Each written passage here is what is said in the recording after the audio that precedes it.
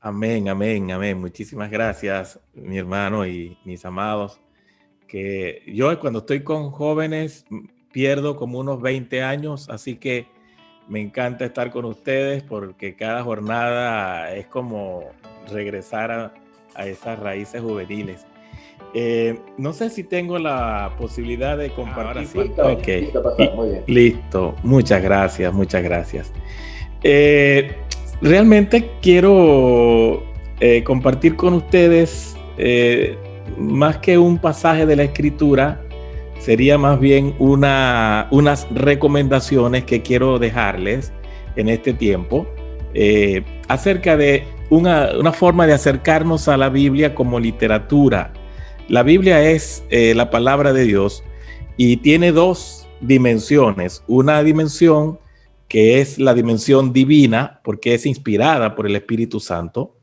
Y en esa dimensión divina entran en juego palabras como revelación, como inspiración, como iluminación, que son cosas que solamente son posibles gracias al Espíritu de Dios. Él inspiró a los hombres para que escribieran, revela lo oculto del corazón de Dios a nuestra mente, pero también el Espíritu Santo nos ilumina en el momento en que estamos leyendo la Biblia para comprender su significado. Entonces, en esa dimensión, digamos, divina que la Biblia tiene, es donde se mueven estas expresiones exclusivas de Dios. Es imposible desde el punto de vista humano conocer a Dios a menos que Él se revele y a menos que el Espíritu de Dios obre en el corazón de la persona. Ahora, por otro lado, la Biblia también tiene una dimensión humana, porque las personas que fueron inspiradas por el Espíritu de Dios eran seres humanos que vivieron en distintas épocas, en contextos históricos específicos. Por lo menos allí tenemos a Moisés, a David, a Salomón, a Isaías, al apóstol Pablo, a Mateo. Ellos tenían un idioma, tenían unas prácticas culturales, tenían un estilo como escritor que eran propios de cada uno de ellos. Entonces, desde esa perspectiva, la Biblia entonces es literatura y es una buena literatura, de la mejor literatura escrita en toda la historia del desarrollo humano. La Biblia ocupa sin lugar a dudas ese primer lugar. Entonces uno puede acercarse a la Biblia a través de estos dos grandes bloques, como libro divino y como libro escrito por seres humanos. Entonces yo quiero compartir brevemente lo que sería esa parte, digamos, literaria de la Biblia, ese análisis que ve a la Biblia como un libro con condiciones y con características comunes a los demás libros que han sido escritos por el hombre. El análisis literario lo que busca es identificar esos elementos que tiene el libro, que tienen que ver como su estructura, o sea, cómo fue escrito, también el estilo en que fue escrito y, por supuesto, el tipo de categoría al cual pertenece el libro. Por ejemplo, nosotros tenemos en la Biblia diferentes tipos o tipologías textuales. Tenemos libros de narración, tenemos libros de profecía, tenemos libros de poesía, tenemos libros de sabiduría, también tenemos del lado del Nuevo Testamento evangelios, tenemos cartas y tenemos un libro bastante enigmático que se llama Apocalipsis. Y todos esos serían tipologías o bloques o grandes bloques a los cuales pertenecen este tipo de literatura. Y también tenemos, viendo la Biblia como literatura, lo que llamamos los órdenes discursivos, que son la forma como los escritores se expresaban en particular. Por ejemplo, el apóstol Pablo utilizaba mucho la forma argumentativa para escribir sus cartas. Esa forma argumentativa tiene que ver con exhortaciones, con mandatos, con ruegos, con señalamientos o directrices, por supuesto, porque era lo que Dios quería que la iglesia hiciera. Entonces, por eso tenía que utilizar ese orden discursivo. Pero, por ejemplo, Moisés, en el libro de Génesis, gran parte del libro de Éxodo, el libro de Números, utiliza más bien un orden discursivo que es narrativo, porque él no se está contando o le está contando a los lectores de sus libros ¿Cómo fue que sucedieron las cosas? El origen de la humanidad, el origen del pecado, el origen del pueblo de Israel. Entonces, por eso utiliza ese otro orden. Básicamente, en la Biblia hay tres grandes tipos de libros y, por supuesto, cada uno de ellos tiene como subgéneros o familias internas en las cuales se divide. Pero mayormente conocemos estos grandes bloques de literatura como libros de relatos, que son todos estos libros que tienen narración, que comentan o describen o señalan acontecimientos que sucedieron y por supuesto tienen un propósito informativo. Los libros de poesía, que son todas esas expresiones, digamos, emocionales del corazón, donde los poetas, los salmistas, los escritores utilizaban muchas metáforas, muchas figuras literarias para poner por escrito lo que eran sus luchas, lo que eran sus victorias, pero a veces también sus derrotas. Entonces la poesía es muy bella, es muy hermosa y ocupa un importante lugar en la Biblia. Y tenemos también las cartas, que son otra tipología que más que todo está en el Nuevo Testamento, aun cuando hay secciones de cartas en el Antiguo, pero en el Nuevo Testamento tenemos principalmente las cartas de Pablo, que son unas 13 cartas, también las cartas de Santiago, las cartas de Pedro, las cartas de Juan, la carta de Judas, todo ese tipo de literatura que pudiéramos organizar bajo el tema de las cartas. Ahora, lo que quiero compartir con ustedes es justamente algunas indicaciones. Ustedes son jóvenes estudiantes de la Biblia, les gusta comprender el significado de un texto, ustedes se apasionan por la palabra de Dios y quieren llegar a identificar cuáles son esas verdades que la Biblia quiere transmitirnos. Por eso quiero compartir básicamente algunas orientaciones, cómo acercarnos a la Biblia en ese concepto de la Biblia como literatura. Bueno, aquí hay al menos 6 competencias o 6, digamos, pasos que un lector competente de la Biblia debería hacer para entenderla como literatura. La primera de ellas es saber limitar el texto. Si a usted le dicen, por favor, prepare un pasaje para dentro de 15 días, queremos que usted lleve una reflexión, una predicación o una enseñanza, entonces lo primero que usted tiene que hacer es limitar el texto, o sea, ¿qué porción de la Biblia voy a escoger para predicar o para enseñar? Esa es una habilidad importantísima. Si uno entiende las diferentes tipologías bíblicas, cómo se comportan los libros narrativos, cómo los libros poéticos, cuáles son las estructuras de las cartas, será más fácil limitar el texto. Luego que ese texto está limitado, y con texto limitado me refiero a qué porción voy a escoger para enseñar o predicar, de dónde a dónde. Por ejemplo, Romanos capítulo 6. Ajá, pero el capítulo 6 es largo. ¿De dónde a dónde lo voy a dividir para poder exponer en el tiempo que tengo? Porque normalmente el tiempo de la exposición es breve.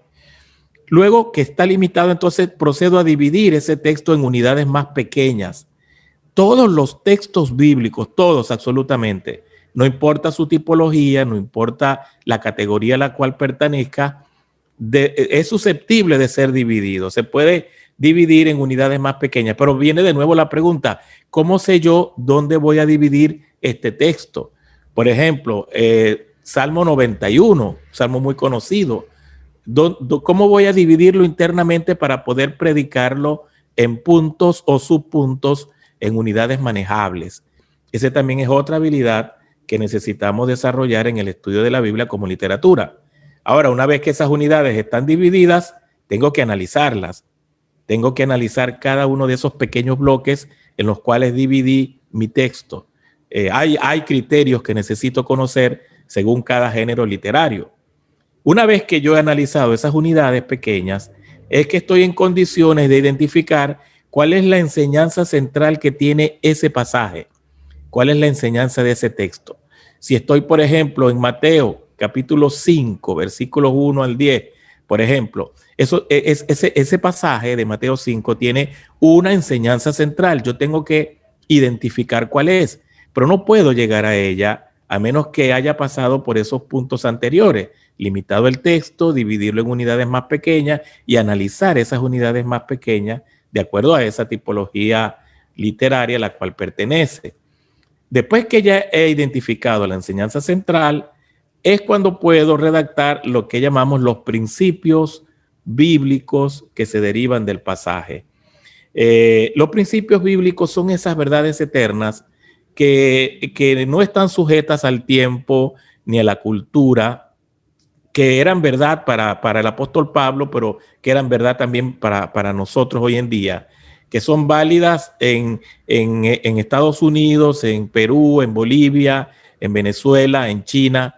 Son supratemporales, son supraculturales, y eso es lo que yo quiero finalmente derivar de mi pasaje. Además de identificar cuál es la enseñanza, tengo que también identificar cuáles principios bíblicos quiero extraer del pasaje.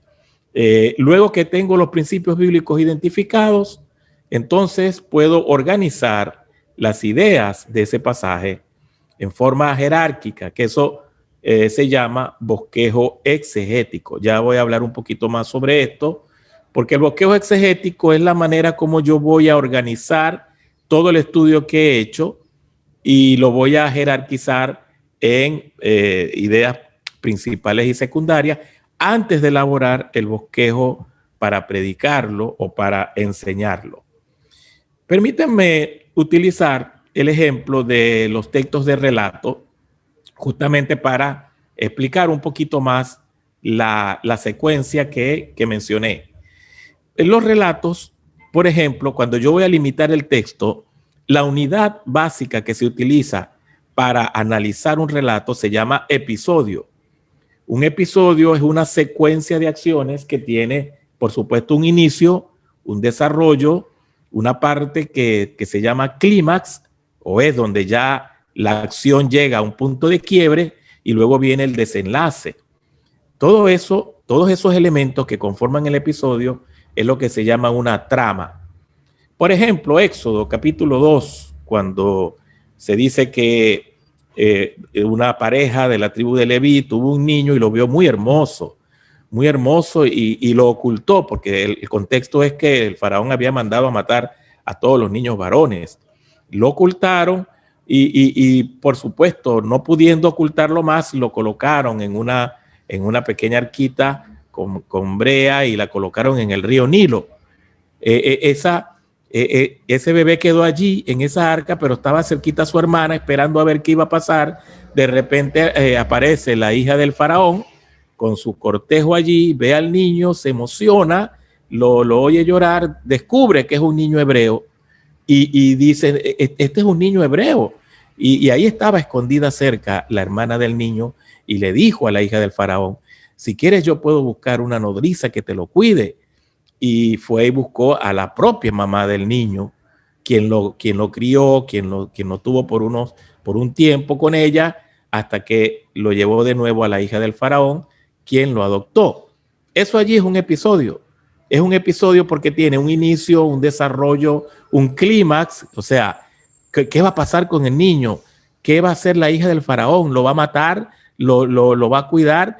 Y luego viene un desenlace, que es la forma como finalmente ese episodio termina. Entonces yo puedo predicar sobre ese pasaje narrativo porque ya sé que tiene todos los elementos como para poder presentarlo en forma lógica, en forma clara y en forma completa a la iglesia. Luego, dentro del episodio, hablamos de unidades más pequeñas. Dentro de un episodio, las unidades más pequeñas se llaman escenas. Las escenas son esos movimientos que los personajes hacen. Por ejemplo, que los padres del niño, cuando lo vieron hermoso, lo escondieron. Esa es una escena. Pero de pronto, no pudiendo ocultarlo más, lo colocaron en el río, en una barquilla. Esa es otra escena. Luego la hija del faraón lo descubre. Esa es otra escena. Y así sucesivamente. A veces la suma de los episodios, el episodio 1, el episodio 2 de una narrativa, nos llevan a otro bloque más grande que se llama sección. Por ejemplo, el nacimiento de Moisés y luego Moisés ya criado por la hija de Faraón, que va al campo y encuentra a un egipcio golpeando a un hermano hebreo y lo mata. Ese es otro episodio. Pero esos dos episodios, la manera milagrosa como el niño fue sacado de las aguas y la forma como Moisés ya grande se identifica con su pueblo, mata a un egipcio y luego tiene que huir, esos dos episodios pues forman una sección que tiene que ver con el nacimiento milagroso y luego la huida de Moisés por causa de el egipcio a quien mata.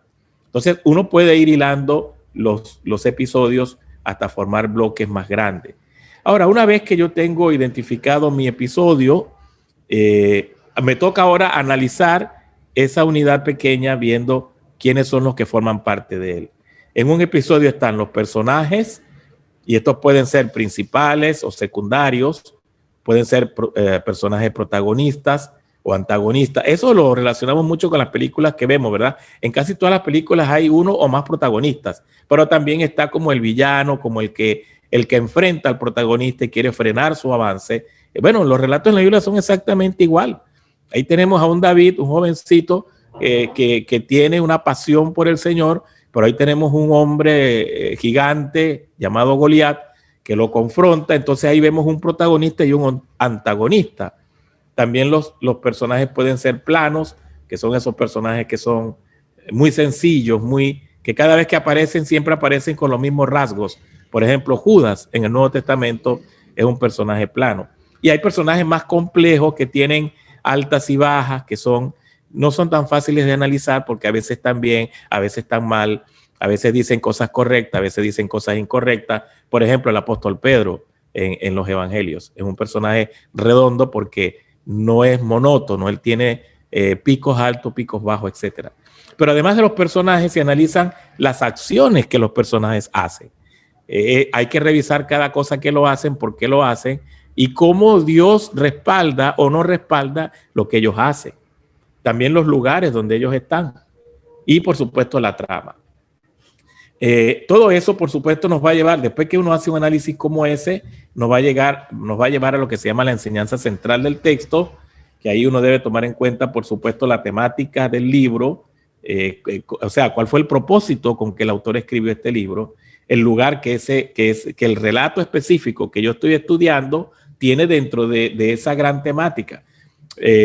Para volver al caso de Moisés colocado en el río por sus padres, yo debería saber qué lugar ocupa ese episodio de Moisés colocado por sus padres en el río dentro de la gran temática general del libro de Éxodo. Porque el libro de Éxodo tiene una temática, el libro de Éxodo tiene un propósito. Entonces, ¿cómo ayuda a ese propósito ese pequeño episodio de Moisés salvado de las aguas? Eso es muy importante. Y más allá de eso, también considerar la gran historia de redención. Dios tiene un plan para redimir al hombre. Dios tiene un plan que lo vemos en el libro de Génesis.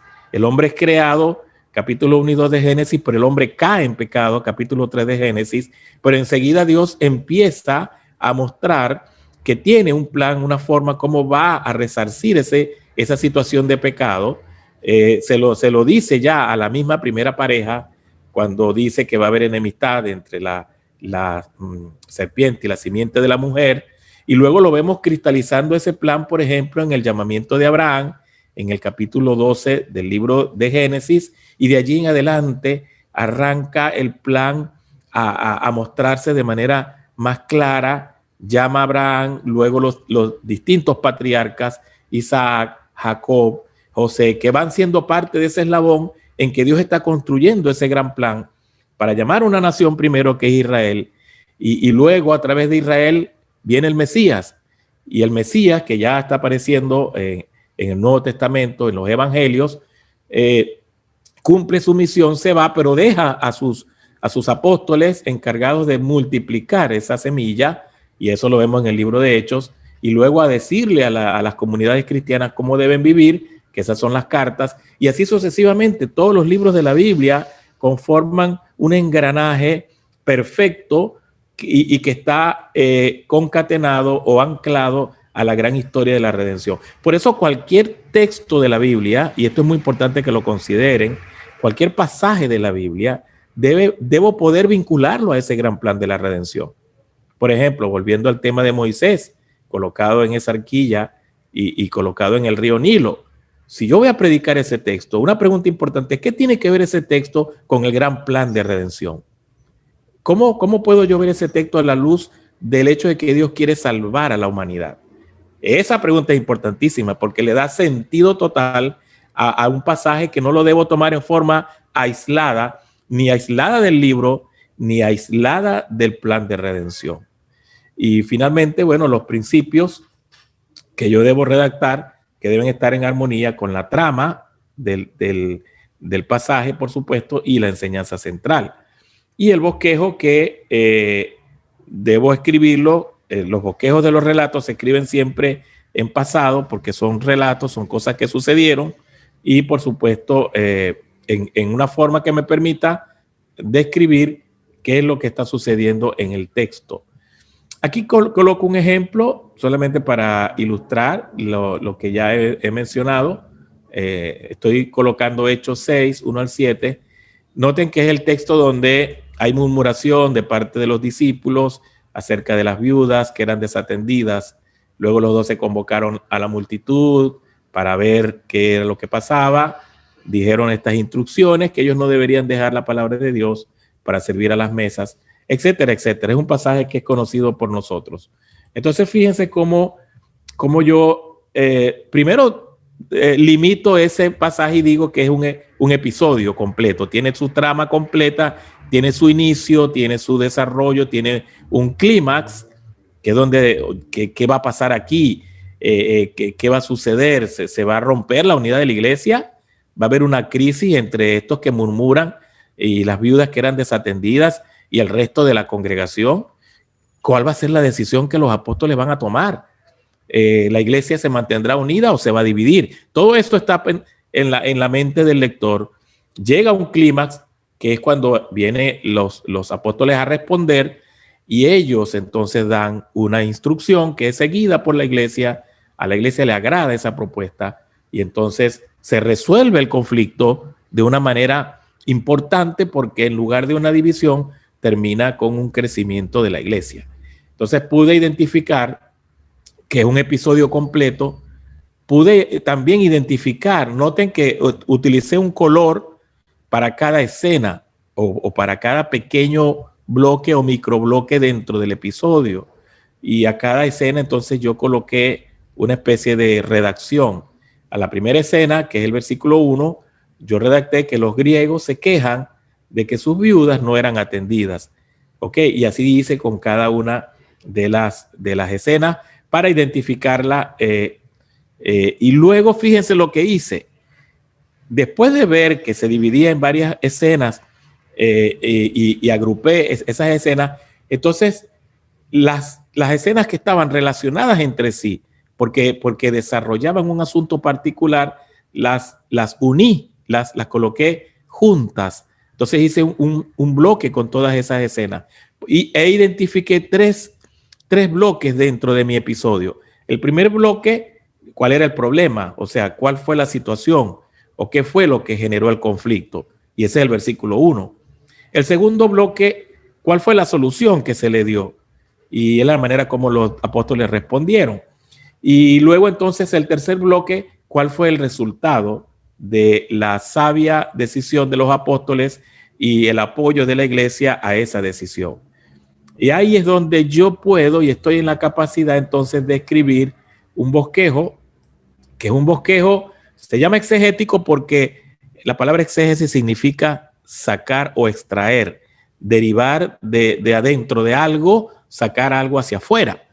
Entonces aquí el bosquejo exegético es un bosquejo que saca del texto y lo ordena jerárquicamente su contenido para que yo visualmente pueda apreciar realmente lo que está escrito en forma de narrativa. Yo lo puedo apreciar ahora en forma jerárquica, cuáles son los puntos principales y los puntos secundarios. Noten que escribí una enseñanza central que dice: los apóstoles resolvieron sabiamente las quejas de los discípulos griegos que amenazaban con dividir a la iglesia, dando como resultado el avance del evangelio. Ese es mi enseñanza central. Y ahora tengo un primer punto, que es el problema de la murmuración de los discípulos griegos contra los discípulos hebreos, y tengo mis subpuntos, que son justamente las pequeñas escenas que mostré en la lámina anterior. Luego, un segundo punto: los apóstoles instruyeron a la congregación para buscar creyentes idóneos que resolvieran ese conflicto. Y a la vez, por supuesto, eso está subdividido en las pequeñas escenas que conforman ese bloque de la instrucción de los apóstoles y buscar a esos creyentes idóneos. Y un tercer punto tiene mi bosquejo exegético, que es que la iglesia creció como resultado de haber resuelto sabiamente ese conflicto. El resultado fue el crecimiento. Ahora, noten lo siguiente. Mi bosquejo exegético, que es el que tengo acá a la izquierda, me ayuda a poder construir ahora un bosquejo que puede ser homilético. La homilética es para predicar, para exponer el texto ante una audiencia, y es lo que normalmente hacen los pastores el domingo en la mañana o en las reuniones cuando está todo el pueblo de Dios reunido, y exponen a través de un sermón un pasaje. Eso se llama homilética, y mi bosquejo exegético me sirve para construir un bosquejo homilético. Por supuesto, para que sea un bosquejo homilético tengo que colocarle una introducción, tengo que colocarle a los puntos principales aplicaciones para el día de hoy, y luego tengo que colocar al final un cierre o una reflexión para recoger toda la idea expresada en el pasaje. Pero también puedo, desde mi bosquejo exegético, elaborar un bosquejo pedagógico, que es el que se utiliza para los grupos de estudio bíblico, las células, esas reuniones de pocas personas donde se enfocan en el texto, en estudiarlo. Y la diferencia entre el bosquejo homilético y el bosquejo pedagógico es que el bosquejo pedagógico es totalmente participativo. Es decir, el facilitador no da una clase, no es el que habla, no es el que monopoliza la reunión, sino que a través de preguntas, a través de dinámicas, motiva a que cada miembro del grupo o de la célula participe. Entonces, hay una gran diferencia. Normalmente en el sermón habla solamente el que está predicando, pero en las reuniones de grupos de estudio bíblico, la idea, o se supone, que todos deben participar, expresar sus inferencias, sus apreciaciones, sus observaciones sobre el texto. Noten que un mismo bosquejo me sirve para las dos cosas. Ese es como cuando yo estoy haciendo una torta y ya tengo el bizcocho, que es ya sacada del horno, pero esa torta yo la puedo adornar para un matrimonio, la puedo adornar para unos 15 años, la puedo adornar para comérmela en la casa. Es decir, ya el adorno que le pongo es una segunda parte una vez que el bizcocho está hecho, pero es el mismo bizcocho, es la misma base. Así es el bosquejo exegético, que yo le pongo un ropaje o para predicar o para enseñar o para cualquier otra actividad comunicativa, y lo hago desde la base de haber entendido el pasaje según sus características literarias. Este cuadrito, con esto termino, es para resumir básicamente y animarles a que vean la Biblia también como un libro de literatura que necesita ser analizado siguiendo pautas específicas. Por ejemplo, en cuanto a los relatos, la unidad básica a través de la cual yo predico o enseño se llama episodio, como ya lo expliqué. Pero si fuera un poema, tengo que tomar el poema o aquella parte del poema que me transmite una idea completa. Por ejemplo, el Salmo 19 sería muy largo para predicarlo un domingo en la mañana. Perdón, el 119 sería muy largo para predicarlo un domingo en la mañana, porque tiene una cantidad de versículos. Pero yo la puedo seccionar. Como ese es un salmo acróstico, viene en grupos de 8 versículos. Entonces yo pudiera tomar un grupo de 8 versículos y a partir de allí generar una enseñanza o una predicación. Si fuera una carta, como las cartas de Pablo, de Pedro, la unidad básica de trabajo sería el párrafo. Y a la vez esas unidades tienen subunidades o unidades más pequeñas. En el caso de los relatos son las escenas, en el caso de los poemas son los versos, las estrofas, en el caso de las cartas son las oraciones gramaticales, ¿no? Las principales y secundarias. Y los elementos que voy a analizar dentro de esas unidades también cambian. Si fuera un relato, voy a analizar personajes, acciones, lugares. Si fuese un poema, entonces voy a analizar figuras literarias, la progresión temática del poema, lo que se llaman los paralelismos, que es la forma como rimaban los hebreos sus poemas. Si fuera una carta, entonces tengo que analizar las oraciones gramaticales, esa estructura, ¿no?, de la sintaxis de las cartas. Y luego la enseñanza central, por supuesto, de cada uno de esos géneros literarios está relacionado con su estructura, y al final entonces redacto mis principios de acuerdo a ese género literario, y al final, pues por supuesto, tengo mi bosquejo exegético. Bueno, esto quería compartirlo con ustedes para animarles en varios sentidos. Primero, darle gracias a Dios por su palabra, dar gracias a Él por su palabra, porque qué bueno que tenemos en español la posibilidad de no solamente leer, sino entender lo que Dios quiere decirnos. También decirles que necesitamos poner esfuerzo, dedicación, apartar tiempo para poder llegar a la profundidad de lo que Dios quiere que entendamos, a estas enseñanzas eternas que están en el texto. Ustedes y yo sabemos que hay muchas desviaciones doctrinales que amenazan a la sana doctrina en este tiempo. Hay muchas enseñanzas erróneas. Hay maneras de tratar el texto bíblico que deshonran a Dios, que entristecen al pueblo de Dios, que realmente, como dice la misma escritura, que por causa de eso el nombre de Dios es vituperado, y da vergüenza a veces escuchar personas que manipulan el texto bíblico, maltratan el texto bíblico, probablemente con fines personales. Pero nosotros necesitamos defender a la iglesia con la sana doctrina, y eso solamente es posible cuando somos guiados por el Espíritu de Dios y cuando ponemos de nuestra parte, cuando cumplimos con nuestra responsabilidad de escudriñar el texto como debe ser, para poder derivar de él esa enseñanza. Bueno, mis amados, yo les agradezco mucho este tiempo tan especial, y bueno, quedo de ustedes siempre con el deseo de estoy a la orden para ayudarles en cualquier momento que lo necesiten, si están estudiando un pasaje, si quieren realmente aplicar algunas de estas estrategias. Estoy totalmente a la orden para ayudarles, no solamente en Prometa, que es el seminario al cual represento, sino también a nivel personal, que el Señor realmente nos permita tener la oportunidad de seguir compartiendo a lo largo de nuestra jornada como estudiantes de la Escritura. Un abrazo para todos. Es un gozo haber estado con ustedes. Que Dios les bendiga. Gracias, gracias Pastor Samuel, de verdad muy interesante el análisis introductorio de todo lo que nosotros debemos saber como hijos de Dios, discípulos, los que escudriñamos la palabra.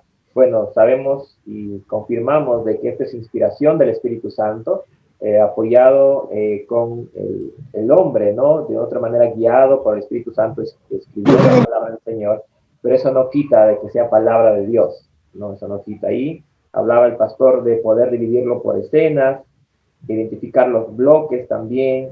Y interesante esta perspectiva de que después de un bosquejo exegético pueda partir de allí a un bosquejo homilético y un bosquejo pedagógico, ¿no? Interesante esa perspectiva de estudio de la palabra. Quería dar parte ahora en estos minutos restantes para que todos los que estamos conectados, si tienen alguna pregunta al pastor, él ha estudiado la Biblia, máster pastor, maestría en Biblia, ¿no es cierto? Ah, sí, una maestría en Biblia y una maestría en educación cristiana.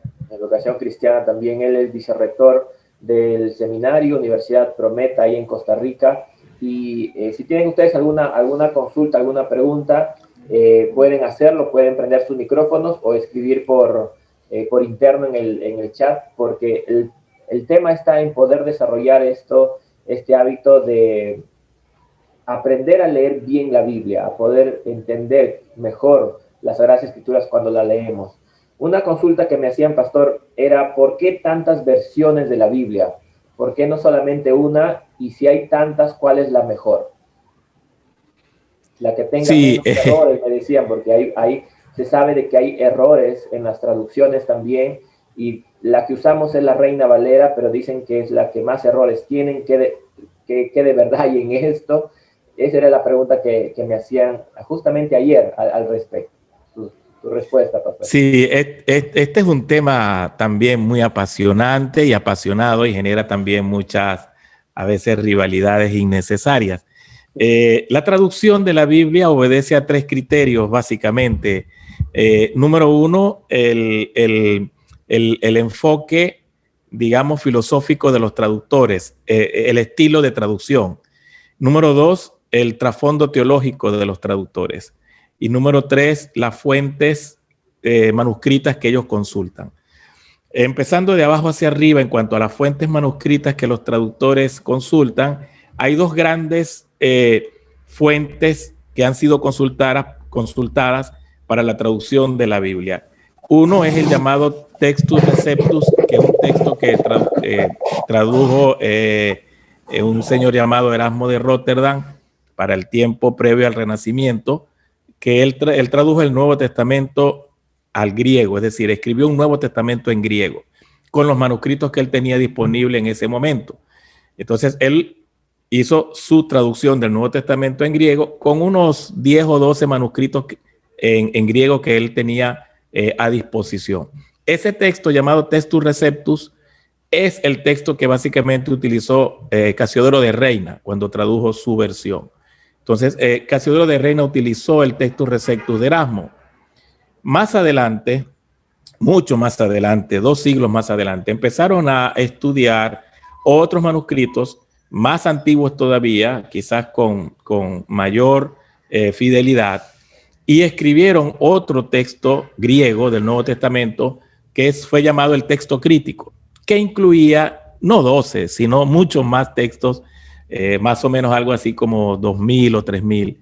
Finalmente se han hecho varias ediciones de esas dos fuentes. Estoy hablando de las dos fuentes para el griego, porque en el Antiguo Testamento realmente no se presenta esta controversia, se presenta en el Nuevo.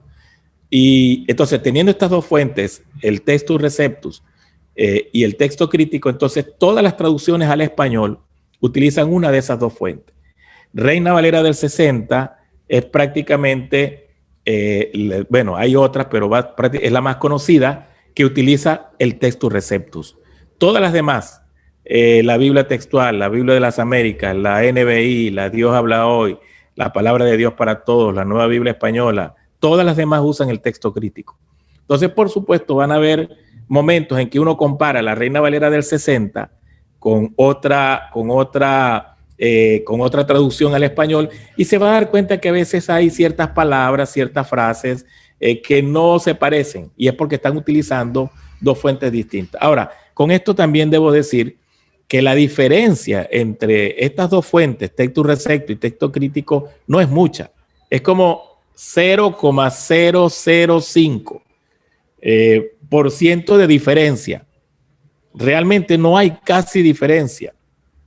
Algunos pasajes vamos a encontrar que son diferentes y uno va a decir, bueno, sí, la verdad es que no suena bien. Pero esa diferencia a veces no es tanto por las fuentes, y aquí va el segundo criterio, sino por el enfoque filosófico de traducción, que hay también dos grandes enfoques filosóficos para traducir la Biblia. Uno se llama equivalencia formal o equivalencia literal, que es este enfoque donde los traductores quieren traducir lo más fiel que puedan al idioma original, tanto la estructura, las palabras. Es como que si estuviésemos hablando en un pensamiento hebreo, pero en español. Entonces eso se llama equivalencia formal o equivalencia literal. Es una manera de querer apegarse tanto a la estructura gramatical y sintáctica del idioma original, en el caso del Antiguo Testamento, hebreo y arameo, y en el caso del Nuevo Testamento del griego, y transcribir prácticamente, no es una transcripción, pero yo uso esa frase, transcribir prácticamente del idioma original al español. ¿Quiénes utilizan ese tipo de enfoque filosófico en sus traducciones? Reina Valera del 60, Biblia textual, Biblia de las Américas, Reina Valera actualizada, todas ellas utilizan el enfoque literal o formal.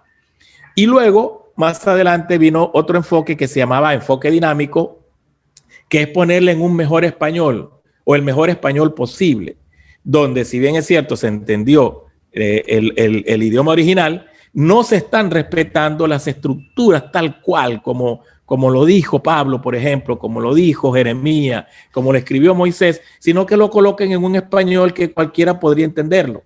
No es que están siendo infieles al original, sino que lo están tratando de colocar en una forma más fluida y más comprensible.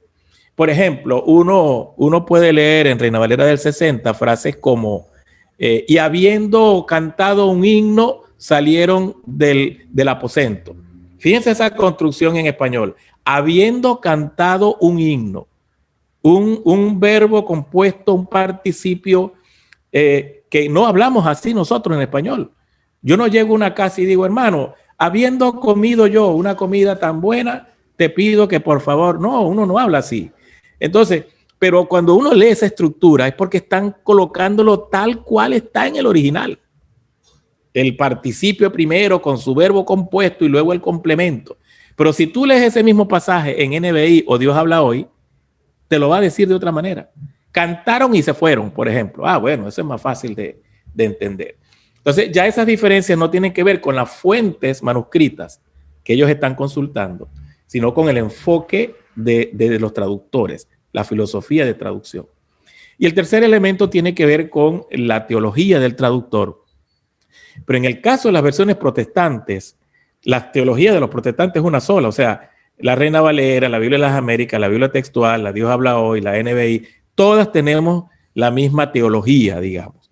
Creemos en un Dios trino, creemos en el pecado, creemos... Los equipos traductores que trabajaron en esas versiones participan de la misma teología. No podemos decir lo mismo, por ejemplo, de la Biblia de los Testigos de Jehová o de la Biblia de los Mormones, porque tienen su propia versión de la Escritura afectada por su teología, donde han cambiado expresiones, donde han cambiado incluso los léxicos y la gramática para forzar al texto a decir lo que no decía en el original. Eso sí, yo llamaría distorsiones más bien, más que traducciones, son distorsiones porque afectados por su teología han transformado el texto para ajustarla a su planteamiento teológico. Así que esos tres criterios, la teología de los traductores, el enfoque filosófico de la traducción y las fuentes que se consultaron, es lo que ocasiona las diferencias. Ay, que a mí me gusta la NBI. No, yo prefiero Dios habla hoy. Ay, pero la mía es Reina Valera del 60, porque con esa yo me crié, aprendí esos versículos de memoria. Entonces a veces estamos peleando por nada. Estamos peleando por nada porque esas diferencias no son diferencias sustanciales. Como te dije, realmente los textos donde de verdad hay cierta polémica son como 0,0005 por ahí por ciento en real. O sea, esto te lo estoy diciendo real. De que uno dice, oye, si es verdad, aquí un pasaje. Y todas tienen una explicación. Todas absolutamente tienen una explicación. Yo acabo justamente de terminar un curso que se llama así, Análisis Comparativo de las Traducciones de la Biblia en Español. Por eso lo tengo tan fresco. No es porque que tengo una muy buena memoria, porque acabo de terminar ese curso y es una pelea innecesaria. A veces es más por mercadotecnia. Las librerías quieren vender y colocan, llévese la Biblia verdaderamente, la genuina, prácticamente están diciendo la que usó Cristo, la que usó Pablo. Y son estrategias de mercadotecnia que nos ponen a pelear entre nosotros. No, que yo tengo esta, que yo tengo aquella, que la mía es mejor, que la tuya es mejor. Y yo en ese curso terminaba diciendo que todas tienen un valor, todas tienen un uso, todas pueden ser usadas en cierta parte de nuestra vida e incluso en nuestra metodología de estudio. Yo puedo usar, por ejemplo, las versiones dinámicas para lecturas panorámicas, para lecturas de refrescamiento, para entender la idea de un texto, pero puedo usar las versiones literales o formales para analizar la estructura de un pasaje, su sintaxis, porque prácticamente estar leyéndola en la estructura del propio idioma original. Entonces, cada versión tiene como su lugar. Las dinámicas para los nuevos creyentes, los niños, los adolescentes, los jóvenes, las literales o formales para personas adultas, las dinámicas para personas que no tienen mucha competencia lingüística para poder entender el texto, y las formales para personas que sí tienen formación, que sí tienen competencia lingüística, que pueden leer un texto sin mayor problema. Perdona que me extendí en la respuesta, David, pero fue como una plaga picando a una persona enferma. No, está bien, está bien. Creo que entonces ahí también hacían la pregunta sobre la versión de Reina Valera, nueva versión internacional, y pues no hay sino simplemente el enfoque, ¿no? Básicamente, al parecer, lo que más entendemos en sus diferencias es el enfoque filosófico entre la traducción de equivalencia formal o literal, o de la dinámica que quiere traducir o interpretar a un lenguaje actual, a un lenguaje común, ¿correcto? Y después, obviamente, perfecto, las fuentes de texto receptus y texto crítico. Interesante esa fuente, y la teología del traductor, que finalmente pues hace que no haya más que un 0.005% de diferencia, como usted mencionó. Gracias, pastor. Habla Juan González, dice, ¿qué tan cierto es que la Septuaginta fue usada en el tiempo de Jesús? Y en cierto modo sería la Biblia que Jesús y sus discípulos usaron. ¿Esto incluía los libros deuterocanónicos? Sí, son dos preguntas muy buenas. La Septuaginta, por supuesto, sí fue utilizada no me atrevo a decir tanto por Jesús, porque en el tema de Jesús tenemos una doble realidad. Tenemos lo que Jesús dijo, que eso ocurrió entre el año 29 o 27 después de Cristo hasta el año 30, que fue su ministerio terrenal, que duró como 3 años, y luego pasaron como 25 o 30 años cuando fue escrito el primer evangelio. Entonces, noten el tiempo que pasó, desde que Jesús enseñó lo que enseñó y dijo lo que dijo, hasta el tiempo en que se escribió el primer evangelio que se dice o que se señala que fue el evangelio de Marcos. Ahora, Jesús pudo haber hablado en arameo, en hebreo, y algunas cosas en griego, pudo haber citado la escritura desde el hebreo o desde el griego de la Septuaginta. Jesús pudo haberlo hecho en su ministerio terrenal, pero el que escribió el evangelio, él escogió cómo lo iba a decir. No sé si me explico. Es decir, el Jesús que enseñó, que habló, que predicó, por supuesto que él usó una lengua y citó la escritura en una forma que su audiencia originalmente podía comprenderla bien.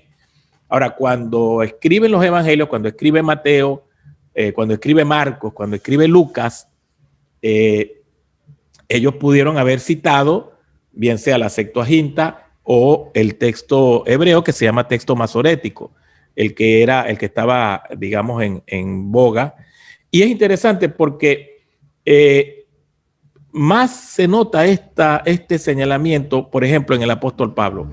Cuando el apóstol Pablo cita la escritura, en un 96, 97%, no recuerdo bien, pero es un altísimo porcentaje, cita la Septuaginta, no el texto hebreo.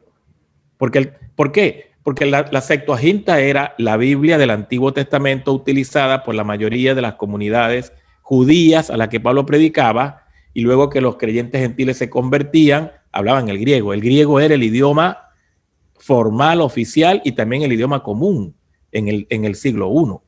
Así que noten que, por supuesto, si voy a citar la escritura, tenía que citarla en la forma como la tenían los destinatarios, que era la Septuaginta. Ahora, en cuanto a la segunda pregunta, si hay alusiones a los apócrifos o a los deuterocanónicos, que es la otra manera como se conocen, no hay ninguna cita directa y clara de esos libros, de los que llamamos nosotros deuterocanónicos. Macabeos, Judith, Tobías, la sabiduría de Ben Sirac, esos libros no están citados ni por los apóstoles, ni por Jesús, ni por ninguno de los escritores del Nuevo Testamento. Así que mal pudiera alguien señalar que por haber utilizado la Septuaginta, también están con eso avalando estos libros llamados deuterocanónicos. No tenemos constancia ni del Nuevo Testamento, ni de los escritos incluso posteriores del siglo II, especialmente la primera parte, que se hayan citado estos libros. Así que así yo pudiera responder. Se me olvidaba. La Septuaginta también recibió varias ediciones, así que es posible que haya circulado una edición de la Septuaginta sin esos libros que llamamos deuterocanónicos. Muy bien, gracias, pastor. Me hacen la pregunta, ¿tenemos algún manuscrito original en la actualidad, tal cual escribió Pablo o los apóstoles en el Nuevo Testamento? Me imagino que del Antiguo Testamento, por los descubrimientos del Qumran, creo que se llama, fueron hallados también. ¿Qué originales tenemos en la actualidad en la que son evidencias de que se fueron escritos en esos años? Y mucho me gustaría decir que sí tenemos, pero no tenemos ningún manuscrito. El que escribió Pablo, vamos a decir que fue el propio original, no lo tenemos. El manuscrito más antiguo que tenemos, que está muy cerca de los originales, data del siglo III más o menos después de Cristo. Estamos hablando que está separado de los originales por unos 300 años. Así que no tenemos el propio manuscrito que escribió Pablo. Era difícil tenerlo por cuanto los materiales que se utilizaron para escribir eran papiro, que era una planta y tenía una caducidad de unos años, de unos 80 años, 90 años. Tenían que ser reescritos o transcritos para que pudieran sobrevivir. Y era otros materiales más fuertes que eran cuero de animales. Allí podía aguantar un poco más, pero igual ya las letras no se entendían, ya era difícil leerlo. Habían otros materiales de cerámica que se llaman ostracas, donde sí podía permanecer un poco más, pero lo que se han conservado de ostracas son pedacitos muy pequeños. Así que para que la palabra de Dios, y aquí vemos la providencia divina y la mano del Señor, para que la Biblia pudiera sobrevivir el paso inclemente del tiempo, tenía forzosamente que ser copiada. Ahora, la Biblia es el único libro en la historia, oigan este detalle que es importantísimo, el único libro en la historia que tiene mayor soporte a nivel de manuscritos que cualquier otro. Hay casi 6,000 manuscritos solamente del Nuevo Testamento. Solamente del Nuevo. Eso es una barbaridad.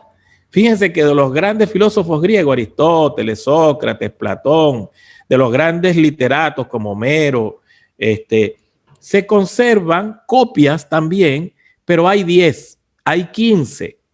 El que más tiene como 80, algo así, copias de estos. Yo estoy hablando que el Nuevo Testamento nada más tiene 6,000. Noten entonces la gran diversidad, la proliferación de copias. Y estas copias provienen de distintas regiones del mundo, de Alejandría, de Jerusalén, del Oriente, del Occidente. Es decir, están muy bien representadas para darnos una idea bastante exacta de la perspectiva de los diferentes copistas, quiénes la escribieron, cómo hacían para conservar el texto, que lo que ellos escribieran fuese exactamente igual a ese texto fuente, las técnicas que utilizaron. Estoy hablando del Nuevo Testamento porque del Antiguo Testamento es otra historia increíble. Los escribas del Antiguo Testamento, cuando terminaban de transcribir un libro, ellos ya sabían cuántas letras tenía el libro. Vamos a suponer que estaban transcribiendo el libro de Esther. Y el libro de Esther tenía 32,572 letras. 32,572 letras. Ya sabían cuál era la letra que estaba en el medio. Y esa la escribían más grande para saber que esa estaba en el medio.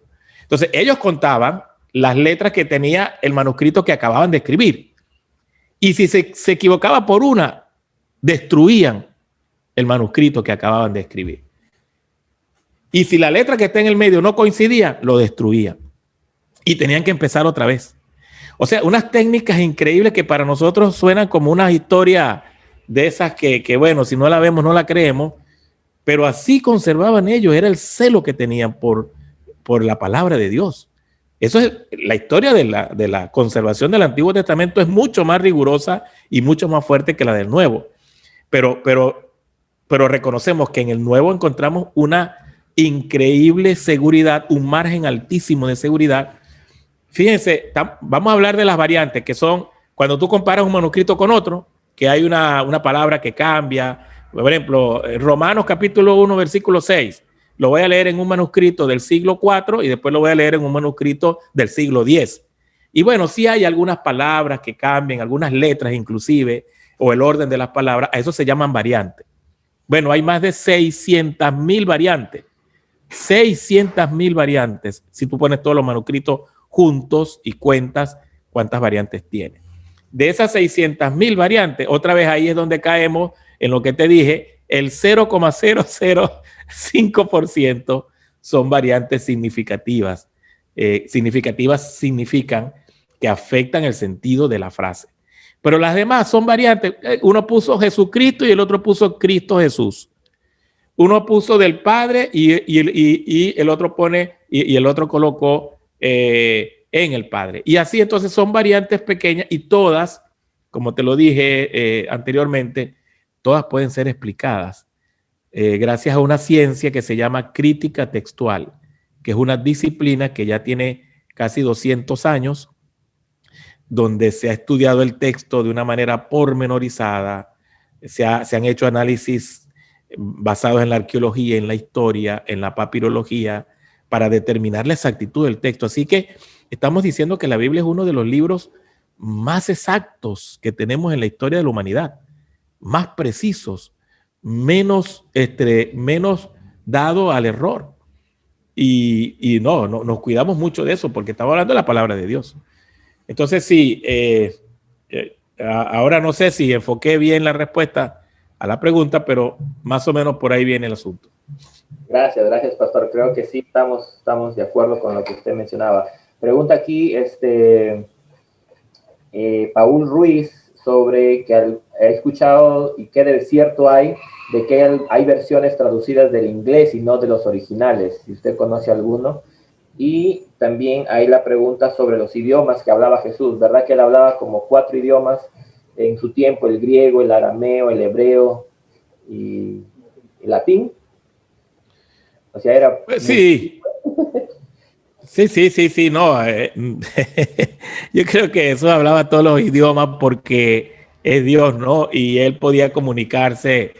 Si se comunicaba con los demonios, si le ordenaba a los demonios que salieran, si le decía a cualquier persona, aún estando lejos, a kilómetros de él, y daba una palabra y esa palabra tenía poder. ¿Cuánto más no podía el Dios que creó las lenguas y el Dios que creó toda la sabiduría? No podía Jesús comunicarse en cualquier idioma posible. Pablo es el que presume y dice, yo hablo más lengua que todos vosotros, hablando él de los idiomas también. Pero básicamente en el tiempo de Jesús se hablaba el griego, principalmente porque era popular, el latín, que era el idioma oficial del Imperio Romano. Acuérdense que el griego era el idioma oficial del Imperio Griego, pero el Imperio Griego terminó, fue conquistado por los romanos. Entonces los romanos hablaban y escribían en latín, pero la cultura del tiempo de Jesús era básicamente griega. El hebreo, porque era el idioma de su corazón, el idioma de sus padres, el idioma de su nación. Y el arameo, que es una variante del hebreo muy parecida, pero tiene sus diferencias, por supuesto, que no era tan amplio el uso del arameo realmente. Así que sí, Jesús pudo haber hablado o comunicando, se pudo haber comunicado con sus interlocutores en alguno de esos idiomas. Ahora, hablando de las versiones en inglés y en español o en cualquier otro idioma, realmente las traducciones son de los idiomas originales. Cuando hablamos de una traducción, estamos hablando de un equipo que invirtió meses y hasta años estudiando los idiomas originales y tratando de colocarlo en el mejor español posible. Eso es una traducción. Ahora, es verdad que hay Biblias que son Biblias de uso o Biblias editadas que tienen ayudas visuales, notas técnicas. Por ejemplo, la Biblia MacArthur, la Biblia de Thompson, la Biblia del Diario Vivir, la Biblia de Raire.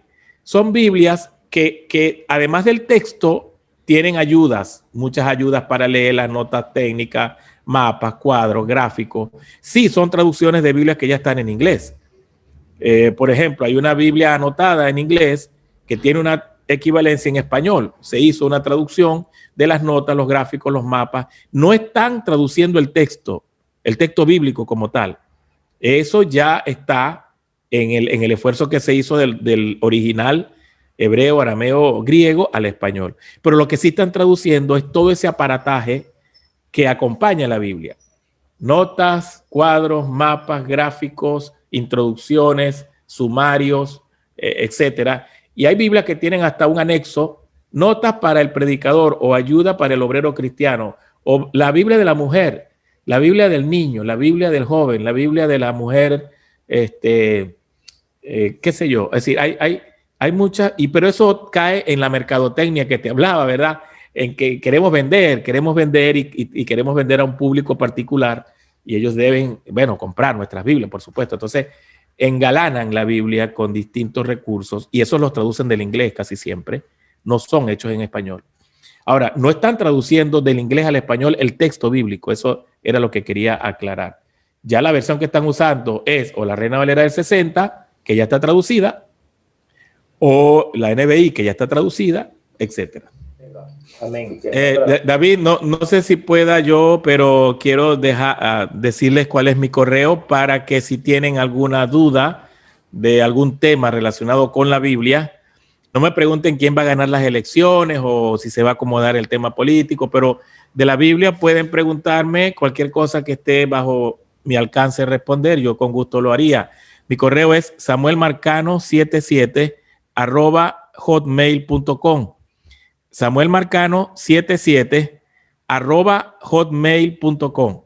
Con toda confianza pueden escribirme si tienen alguna duda de un pasaje o de algo relacionado con la escritura o la teología, yo con gusto les voy a responder.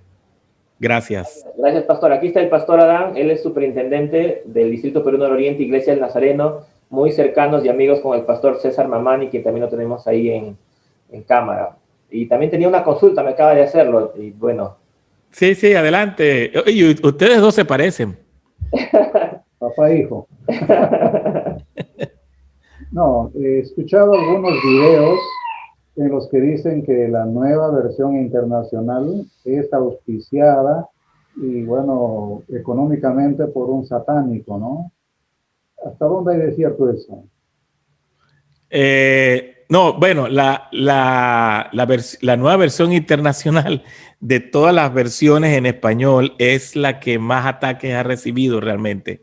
Y creo que una de las razones fue porque fue una de las primeras versiones en utilizar no el Textus Receptus, porque era la que Reina Valera había utilizado, sino el texto crítico. Y eso generó mucha polémica, muchas discusiones.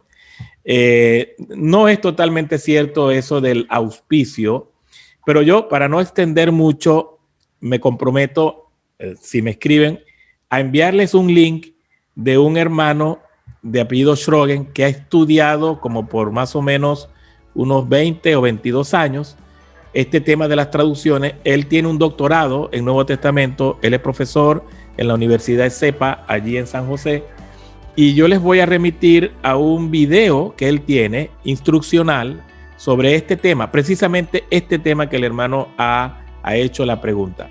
Y él desmonta todos esos mitos. Sin embargo, él advierte que todas las traducciones, o sea, que no hay una traducción perfecta.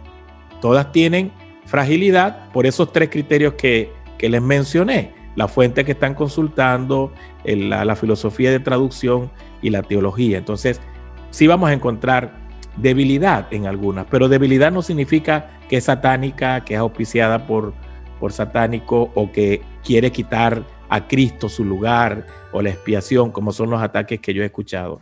No es así. Yo tengo varios años también utilizando varias versiones, las comparo, veo lo que dice el original, veo cómo lo dicen en español, y puede tener la certeza de que la NBI no es esa versión que a veces ha sido cuestionada y atacada. Yo la utilizo mucho, por ejemplo, en comparación de traducciones en ciertos pasajes, y me resulta que es bastante acertada en relación a la forma como traduce, especialmente la parte sintáctica de las lenguas originales. Pero para no extenderlo mucho, yo le quiero remitir a ese video para que vea una exposición de 1 hora y media donde el hermano Schrögen explica en detalle cada ataque y da la respuesta, ¿no? Para que lo tenga incluso como una forma de revisión permanente. Gracias, mi hermano, por su inquietud. Bien, vamos a orar entonces por nuestro hermano Samuel. Gracias.